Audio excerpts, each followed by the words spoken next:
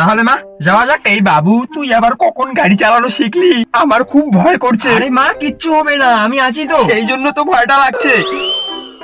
তুই সেদিন বড় হলি, কখন আবার গাড়ি চালানো শিখলি? আরে কি আরে, আমি আমি বাড়ি- দেখতেছি খুব। হ্যাঁ, আরে কিচ্ছু হবে না, বললাম তো। হে আল্লাহ, ঈশ্বর, প্রভু, ভগবান, আমাদের একটু দেখো আমার কি হয় হোক, যাতে আমার ছেলেটার কিচ্ছু না হয়। আরে মা, হচ্ছেটা কি এখন? তোমার জন্য কিন্তু আমি ভয় পাচ্ছি। এ আমার একটি মাত্র ছেলে, একে ছাড়া আমি বাঁচতে পারবো না। কাতান, তোর তো আবার 18 হয়নি, যদি অ্যাক্সিডেন্ট হয়ে যায় তাহলে কি হবে? মহা মুশকিল হয়ে যাবে। আরে যেগুলো এখনো হয়নি সেগুলো নিয়ে এখনই ভাবছে কেন? তো ভাববো না, দাঁড়া আগে আমি প্রার্থনা সেরে নেই, তারপর যাব। হে প্রভু, আমাদের দেখো। হে আল্লাহ, আমাদের যাতে কিছু না হয়, কোনো দুর্ঘটনা না হয়, আমার ছেলেটার যদি কিছু না হয়, প্লিজ একটু উপরওয়ালা দেখো, দেখো। তুমি তোমার প্রার্থনা করো, আমি এ চলে বাবু, গেলাম। দাঁড়া, হয়ে গেছে। কাতান, আয় আয়, যাচ্ছি, আয় আয়। না, আমি আমি কিচ্ছু হবে না আমাদের। আয়, আমি প্রার্থনা সেরে নিয়েছি, উপরওয়ালা আমাদের দেখবে।